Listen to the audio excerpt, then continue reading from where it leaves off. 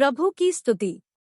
आप इस चैनल को रोजाना सुनकर 1 साल में बाइबल पढ़ सकते हैं। Please subscribe and support. आज के बाइबल अध्याय अब Amazon music, tune in, Spotify और यूट्यूब म्यूजिक में उपलब्ध है। Please follow it. निर्गमन अध्याय 17। निर्गमन अध्याय 17। फिर इस्राएलियों की सारी मंडली सीन नाम जंगल से निकल चली और यहोवा के आज्ञानुसार कूच करके रपीदीम में अपने डेरे खड़े किए, और वहां उन लोगों को पीने का पानी न मिला। इसलिए वे मूसा से वाद विवाद करके कहने लगे कि हमें पीने का पानी दे। मूसा ने उनसे कहा, तुम मुझसे क्यों वाद विवाद करते हो और यहोवा की परीक्षा क्यों करते हो? फिर वहां लोगों को पानी की प्यास लगी। तब वे यह कहकर मूसा पर बुड़बुड़ाने लगे कि तू हमें लड़के बालों और पशु समेत प्यासों मार डालने के लिए मिस्र से क्यों ले आया है? तब मूसा ने यहोवा की दुहाई दी और कहा, इन लोगों से मैं क्या करूं? ये सब मुझे पत्थरवाह करने को तैयार है। यहोवा ने मूसा से कहा, इस्राएल के वृद्ध लोगों में से कुछ को अपने साथ ले ले, और जिस लाठी से तूने नील नदी पर मारा था उसे अपने हाथ में लेकर लोगों के आगे बढ़ चल। देख, मैं तेरे आगे चलकर होरे पहाड़ की एक चट्टान पर खड़ा रहूंगा, और तू उस चट्टान पर मारना। तब उसमें से पानी निकलेगा जिससे ये लोग पिए।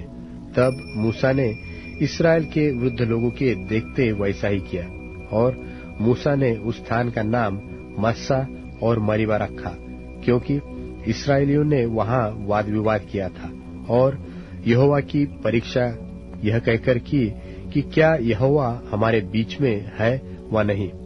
तब अमालेकी आकर रपीदीम में इस्राएलियों से लड़ने लगे।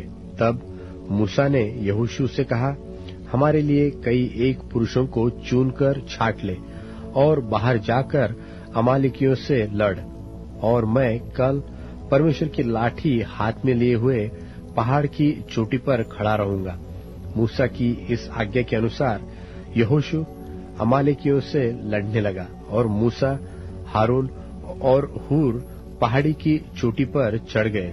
और जब तक मूसा अपना हाथ उठाए रहता था तब तक तो इस्राएल प्रबल होता था, परंतु जब जब वह उसे नीचे उतारता तब तब अमालेकी प्रबल होता था।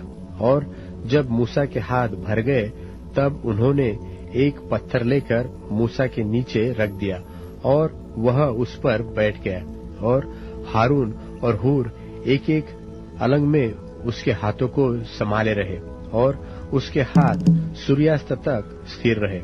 और यहोशू ने अनुचरों समेत अमालेकियों को तलवार के बल से हरा दिया। तब यहोवा ने मूसा से कहा, स्मरणार्थ इस बात को पुस्तक में लिख ले और यहोशू को सुना दे कि मैं आकाश के नीचे से अमालेक का स्मरण भी पूरी रीति से मिटा डालूंगा।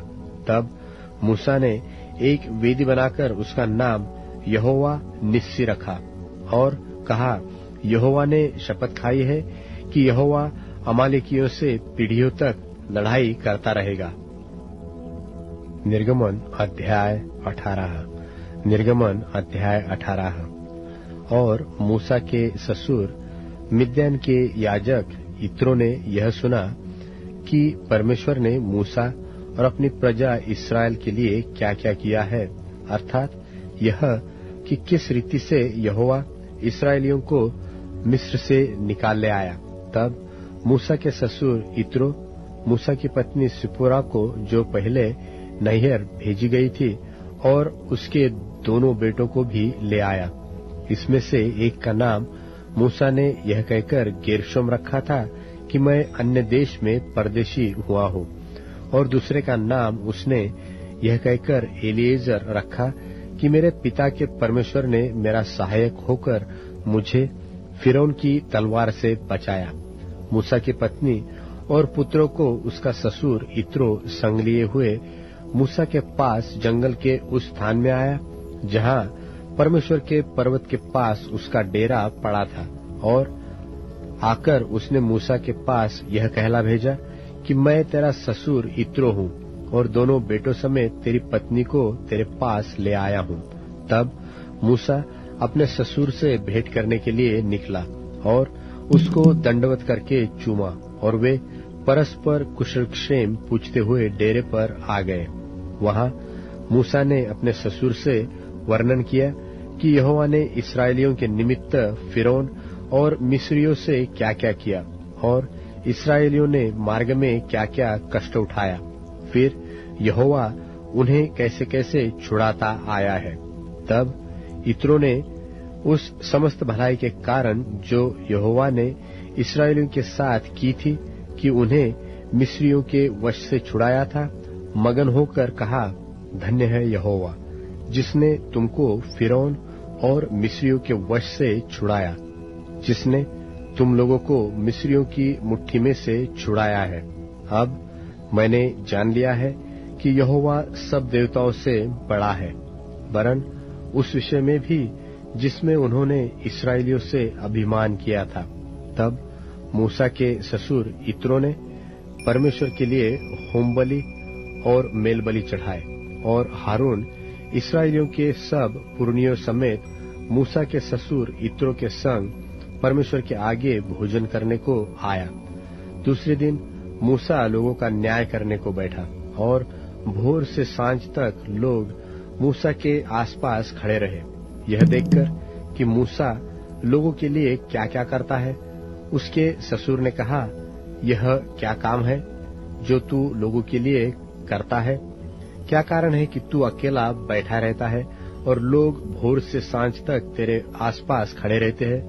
मूसा ने अपने ससुर से कहा, इसका कारण यह है कि लोग मेरे पास परमेश्वर से पूछने आते हैं। जब जब उनका कोई मुकदमा होता है तब तब वे मेरे पास आते हैं और मैं उनके बीच न्याय करता हूँ और परमेश्वर की विधि और व्यवस्था उन्हें जताता हूँ। मूसा के ससुर ने उससे कहा, जो काम तू करता है वह अच्छा नहीं, और इससे तू क्या, वरन ये लोग भी जो तेरे संग है निश्चय हार जाएंगे, क्योंकि यह काम तेरे लिए बहुत भारी है, तू इसे अकेला नहीं कर सकता। इसलिए अब मेरी सुन, मैं तुझको सम्मति देता हूँ और परमेश्वर तेरे संग रहे। तू तो इन लोगों के लिए परमेश्वर के सन्मुख जाया कर और इनके मुकद्दमों को परमेश्वर के पास तू पहुंचा दिया कर। इन्हें विधि और व्यवस्था प्रकट कर करके जिस मार्ग पर इन्हें चलना और जो जो काम इन्हें करना हो वह इनको जता दिया कर। फिर तू इन सब लोगों में से ऐसे पुरुषों को छांट ले जो गुणी और परमेश्वर का भय मानने वाले, सच्चे और अन्याय के लाभ से घृणा करने वाले हो, और उनको 1000-1000, 100-100, 50-50 और 10-10 मनुष्यों पर प्रधान नियुक्त कर दे, और वे सब समय इन लोगों का न्याय किया करे, और सब बड़े बड़े मुकद्दमे को तो तेरे पास ही ले आया करे, और छोटे छोटे मुकद्दमों का न्याय आप ही किया करे। तब तेरा बोझ हल्का होगा, क्योंकि इस बोझ को वे भी तेरे साथ उठाएंगे। यदि तू यह उपाय करे और परमेश्वर तुझको ऐसी आज्ञा दे तो तू ठहर सकेगा और ये सब लोग अपने स्थान को कुशल से पहुंच सकेंगे। अपने ससुर की यह बात मानकर मूसा ने उसके सब वचनों के अनुसार किया। सो उसने सब इस्राएलियों में से गुनी गुनी पुरुष चुनकर उन्हें 1000-1000, 100-100, 50-50, 10-10 लोगों के ऊपर प्रधान ठहराया, और वे सब लोगों का न्याय करने लगे। जो मुकद्दमा कठिन होता उसे तो वे मूसा के पास ले आते थे, और सब छोटे मुकद्दमों का न्याय वे आप ही किया करते थे। और मूसा ने अपने ससुर को विदा किया और उसने अपने देश का मार्ग लिया। लूका रचित सुसमाचार 16वां अध्याय। फिर उसने चेलों से भी कहा, किसी धनवान का एक भंडारी था और लोगों ने उसके सामने उस पर यह दोष लगाया कि यह तेरी सब संपत्ति उड़ाए देता है। सो उसने उसे बुलाकर कहा, यह क्या है जो मैं तेरे विषय में सुन रहा हूँ? अपने भंडारीपन का लेखा दे, क्योंकि तू आगे को भंडारी नहीं रह सकता। तब भंडारी सोचने लगा कि अब मैं क्या करूं, क्योंकि मेरा स्वामी अब भंडारी का काम मुझसे छीन ले रहा है। मिट्टी तो मुझसे खोदी नहीं जाती और भीख मांगने से मुझे लज्जा आती है। मैं समझ गया कि क्या करूंगा, ताकि जब मैं भंडारी के काम से छुड़ाया जाऊं तो लोग मुझे अपने घरों में ले लें। और उसने अपने स्वामी के देनदारों में से एक को बुलाकर पहले से पूछा कि तुझ पर मेरे स्वामी का क्या आता है? उसने कहा 100 मन तेल। तब उसने उससे कहा कि अपनी खाता बही ले और बैठकर तुरंत 50 लिख दे। फिर दूसरे से पूछा तुझ पर क्या आता है? उसने कहा 100 मन गेहूं। तब उसने उससे कहा अपनी खाता बही लेकर 80 लिख दे। स्वामी ने उस अधर्मी भंडारी को सराहा कि उसने चतुराई से काम किया है, क्योंकि इस संसार के लोग अपने समय के लोगों के साथ रीति व्यवहारों में ज्योति के लोगों से अधिक चतुर हैं। और मैं तुमसे कहता हूँ कि अधर्म के धन से अपने लिए मित्र बना लो, ताकि जब वह जाता रहे तो वे तुम्हें अनंत निवासों में ले लें। जो थोड़े से थोड़े में सच्चा है वह बहुत में भी सच्चा है, और जो थोड़े से थोड़े में अधर्मी है वह बहुत में भी अधर्मी है। इसलिए जब तुम अधर्म के धन में सच्चे न ठहरे तो सच्चा तुम्हें कौन सौंपेगा? और यदि तुम पराये धन में सच्चे न ठहरे तो जो तुम्हारा है उसे तुम्हें कौन देगा? कोई दास 2 स्वामियों की सेवा नहीं कर सकता, क्योंकि वह तो एक से बैर और दूसरे से प्रेम रखेगा, या एक से मिला रहेगा और दूसरे को तुच्छ जानेगा। तुम परमेश्वर और धन दोनों की सेवा नहीं कर सकते। फरीसी जो लोभी थे ये सब बातें सुनकर उससे ठट्ठों में उड़ाने लगे। उसने उनसे कहा, तुम तो मनुष्यों के सामने अपने आप को धर्मी ठहराते हो, परंतु परमेश्वर तुम्हारे मन को जानता है, क्योंकि जो वस्तु मनुष्यों की दृष्टि में महान है वह परमेश्वर के निकट घृणित है। व्यवस्था और भविष्यद्वक्ता यूहन्ना तक रहे, उस समय से परमेश्वर के राज्य का सुसमाचार सुनाया जा रहा है और हर कोई उसमें प्रबलता से प्रवेश करता है। आकाश और पृथ्वी का टल जाना व्यवस्था के एक बिंदु के मिट जाने से सहज है। जो कोई अपनी पत्नी को त्याग कर दूसरी से ब्याह करता है वह व्यभिचार करता है, और जो कोई ऐसी त्यागी हुई स्त्री से ब्याह करता है वह भी व्यभिचार करता है। एक धनवान मनुष्य था जो बैंजनी कपड़े और मलमल पहनता और प्रतिदिन सुख विलास और धूमधाम के साथ रहता था। और लाजर नाम का एक कंगाल घावों से भरा हुआ उसकी डेवढ़ी पर छोड़ दिया जाता था, और वह चाहता था कि धनवान की मेज पर की झूठन से अपना पेट भरे, वरन कुत्ते भी आकर उसके घावों को चाटते थे। और ऐसा हुआ कि वह कंगाल मर गया और स्वर्गदूतों ने उसे लेकर इब्राहिम की गोद में पहुंचाया, और वह धनवान भी मरा और गाड़ा गया। और अधोलोक में उसने पीड़ा में पड़े हुए अपनी आंखें उठाईं और दूर से इब्राहिम की गोद में लाजर को देखा, और उसने पुकार कर कहा, हे पिता इब्राहिम, मुझ पर दया करके लाजर को भेज दे, ताकि वह अपनी उंगली का सिरा पानी में भिगोकर मेरी जीभ को ठंडी करे, क्योंकि मैं इस ज्वाला में तड़प रहा हूँ। परंतु इब्राहिम ने कहा, हे पुत्र, स्मरण कर कि तू अपने जीवन में अच्छी वस्तुएं ले चुका है, और वैसे ही लाजर बुरी वस्तुएं, परंतु अब वह यहाँ शांति पा रहा है और तू तड़प रहा है। और इन सब बातों को छोड़ हमारे और तुम्हारे बीच एक भारी गड्ढा ठहराया गया है, कि जो यहाँ से उस पार तुम्हारे पास जाना चाहें वे न जा सकें, और न कोई वहाँ से इस पार हमारे पास आ सके। उसने कहा, तो हे पिता, मैं तुझसे विनती करता हूँ कि तू उसे मेरे पिता के घर भेज, क्योंकि मेरे 5 भाई हैं। वह उनके सामने इन बातों की गवाही दे, ऐसा न हो कि वे भी इस पीड़ा की जगह में आएं। इब्राहिम ने उससे कहा, उनके पास तो मूसा और भविष्यद्वक्ताओं की पुस्तकें हैं, वे उनकी सुने। उसने कहा, नहीं हे पिता इब्राहिम, पर यदि कोई मरे हुओं में से उनके पास जाए तो वे मन फिराएंगे। उसने उससे कहा कि जब वे मूसा और भविष्यद्वक्ताओं की नहीं सुनते तो यदि मरे हुओं में से कोई जी भी उठे तो भी उसकी नहीं मानेंगे। लूका रचित सुसमाचार 17वां अध्याय। फिर उसने अपने चेलों से कहा, हो नहीं सकता कि ठोकरें न लगें, परंतु हाय उस मनुष्य पर जिसके कारण वे आती हैं। जो इन छोटों में से किसी एक को ठोकर खिलाता है, उसके लिए यह भला होता कि चक्की का पाट उसके गले में लटकाया जाता और वह समुद्र में डाल दिया जाता। सचेत रहो, यदि तेरा भाई अपराध करे तो उससे समझा, और यदि पछताए तो उससे क्षमा कर। यदि दिन भर में वह 7 बार तेरा अपराध करे और 7 बार तेरे पास फिर आकर कहे कि मैं पछताता हूँ, तो उसे क्षमा कर। तब प्रेरितों ने प्रभु से कहा, हमारा विश्वास बढ़ा। प्रभु ने कहा कि यदि तुमको राई के दाने के बराबर भी विश्वास होता, तो तुम इस तूत के पेड़ से कहते कि वह जड़ से उखड़कर समुद्र में लग जा, तो वह तुम्हारी मान लेता। पर तुम में से ऐसा कौन है जिसका दास हल जोतता या भेड़ें चराता हो, और जब वह खेत से आए तो उससे कहे तुरंत आकर भोजन करने बैठ, और यह न कहे कि मेरा खाना तैयार कर, और जब तक मैं खाऊं पीऊं तब तक कमर बांधकर मेरी सेवा कर, इसके बाद तू भी खा पी लेना। क्या वह उस दास का निहोरा मानेगा कि उसने वे ही काम किए जिसकी आज्ञा दी गई थी?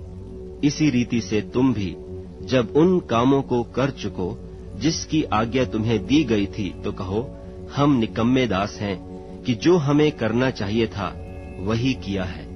और ऐसा हुआ कि वह यरूशलेम को जाते हुए सामरिया और गलील के बीच से होकर जा रहा था, और किसी गांव में प्रवेश करते समय उसे 10 कोढ़ी मिले, और उन्होंने दूर खड़े होकर ऊंचे शब्द से कहा, हे यीशु, हे स्वामी, हम पर दया कर। उसने उन्हें देखकर कहा, जाओ और अपने 23 याजकों को दिखाओ, और जाते ही जाते वे शुद्ध हो गए। तब उनमें से एक यह देखकर कि मैं चंगा हो गया हूँ, ऊंचे शब्द से परमेश्वर की बड़ाई करता हुआ लौटा, और यीशु के पांवों पर मुंह के बल गिरकर उसका धन्यवाद करने लगा, और वह सामरी था। इस पर यीशु ने कहा, क्या 10 शुद्ध न हुए? तो फिर वे 9 कहाँ हैं? क्या इस परदेशी को छोड़ कोई और न निकला जो परमेश्वर की बड़ाई करता? तब उसने उससे कहा, उठकर चला जा, तेरे विश्वास ने तुझे चंगा किया है। जब फरीसियों ने उससे पूछा कि परमेश्वर का राज्य कब आएगा, तो उसने उनको उत्तर दिया कि परमेश्वर का राज्य प्रगट रूप से नहीं आता, और लोग यह न कहेंगे कि देखो यहाँ है या वहाँ है, क्योंकि देखो परमेश्वर का राज्य तुम्हारे बीच में है। और उसने चेलों से कहा, वे दिन आएंगे जिसमें तुम मनुष्य के पुत्र के दिनों में से एक दिन को देखना चाहोगे और नहीं देखने पाओगे। लोग तुमसे कहेंगे, देखो वहाँ है या देखो यहाँ है, परंतु तुम चले न जाना और न उनके पीछे हो लेना, क्योंकि जैसे बिजली आकाश की एक ओर से कौंधकर आकाश की दूसरी ओर चमकती है, वैसे ही मनुष्य का पुत्र भी अपने दिन में प्रकट होगा। परंतु पहले अवश्य है कि वह बहुत दुख उठाए और इस युग के लोग उसे तुच्छ ठहराएं। जैसा नूह के दिनों में हुआ था, वैसा ही मनुष्य के पुत्र के दिनों में भी होगा। जिस दिन तक नूह जहाज पर न चढ़ा, उस दिन तक लोग खाते पीते थे और उनमें ब्याह शादी होती थी। तब जल प्रलय ने आकर उन सब को नाश किया। और जैसा लूत के दिनों में हुआ था कि लोग खाते पीते, लेन देन करते, पेड़ लगाते और घर बनाते थे, परंतु जिस दिन लूत सदोम से निकला, उस दिन आग और गंधक आकाश से बरसी और सबको नाश कर दिया। मनुष्य के पुत्र के प्रकट होने के दिन भी ऐसा ही होगा। उस दिन जो कोठे पर हो और उसका सामान घर में हो, वह उसे लेने को न उतरे, और वैसे ही जो खेत में हो वह पीछे न लौटे। लूत की पत्नी को स्मरण रखो। जो कोई अपना प्राण बचाना चाहे वह उसे खोएगा, और जो कोई उसे खोए वह उसे जीवित रखेगा। मैं तुमसे कहता हूँ, उस रात 2 मनुष्य एक खाट पर होंगे, एक ले लिया जाएगा और दूसरा छोड़ दिया जाएगा। 2 स्त्रियां एक साथ चक्की पीसती होंगी, एक ले ली जाएगी और दूसरी छोड़ दी जाएगी। 2 जन खेत में होंगे, एक ले लिया जाएगा और दूसरा छोड़ दिया जाएगा। यह सुन उन्होंने उससे पूछा, हे प्रभु, यह कहाँ होगा? उसने उनसे कहा, जहाँ लोथ है वहाँ गिद्ध इकट्ठे होंगे। भजन संहिता अध्याय 34। भजन संहिता अध्याय 34। मैं हर समय यहोवा को धन्य कहा करूंगा, उसकी स्तुति निरंतर मेरे मुख से होती रहेगी। मैं यहोवा पर घमंड करूंगा, नम्र लोग यह सुनकर आनंदित होंगे। मेरे साथ यहोवा की बड़ाई करो और आओ हम मिलकर उसके नाम की स्तुति करें। मैं यहोवा के पास गया, तब उसने मेरी सुन ली और मुझे पूरी रीति से निर्भय किया। जिन्होंने उसकी ओर दृष्टि की उन्होंने ज्योति पाई और उनका मुंह कभी काला न होने पाया। इस दीनजन ने पुकारा, तब यहोवा ने सुन लिया और उसको उसके सब कष्टों से छुड़ा लिया। यहोवा के डरवैयों के चारों ओर उसका दूत छावनी किए हुए उनको बचाता है। परख कर देखो कि यहोवा कैसा भला है। क्या ही धन्य है वह मनुष्य जो उसकी शरण लेता है। हे यहोवा के पवित्र लोगों, उसका भय मानो, क्योंकि उसके डरवैयों को किसी बात की घटी नहीं होती। जवान सिंहों को तो घटी होती है और वे भूखे भी रह जाते हैं, परंतु यहोवा के खोजियों को किसी भली वस्तु की घटी न होवेगी। हे लड़कों, आओ मेरी सुनो, मैं तुमको यहोवा का भय मानना सिखाऊंगा। वह कौन मनुष्य है जो जीवन की इच्छा रखता है और दीर्घायु चाहता है, ताकि भलाई देखे? अपनी जीभ को बुराई से रोक रख और अपने मुंह की चौकसी कर कि उससे छल की बात न निकले। बुराई को छोड़ और भलाई कर, मेल को ढूंढ और उसी का पीछा कर। यहोवा की आंखें धर्मियों पर लगी रहती है और उसके कान भी उनकी दोहाई की ओर लगे रहते हैं। यहोवा बुराई करने वालों के विमुख रहता है, ताकि उनका स्मरण पृथ्वी पर से मिटा डाले। धर्मी दोहाई देते हैं और यहोवा सुनता है और उनको सब विपत्तियों से छुड़ाता है। यहोवा टूटे मन वालों के समीप रहता है और पीसे हुओं का उद्धार करता है। धर्मी पर बहुत सी विपत्तियां पड़ती तो है, परंतु यहोवा उसको उन सब से मुक्त करता है। वह उसकी हड्डी हड्डी की रक्षा करता है और उनमें से एक भी टूटने नहीं पाती। दुष्ट अपनी बुराई के द्वारा मारा जाएगा और धर्मी के बैरी दोषी ठहरेंगे। यहोवा अपने दासों का प्राण मोल लेकर बचा लेता है और जितने उसके शरणागत है उनमें से कोई भी दोषी न ठहरेगा। अब Amazon music, tune in, Spotify और यूट्यूब म्यूजिक में उपलब्ध है। Please follow it.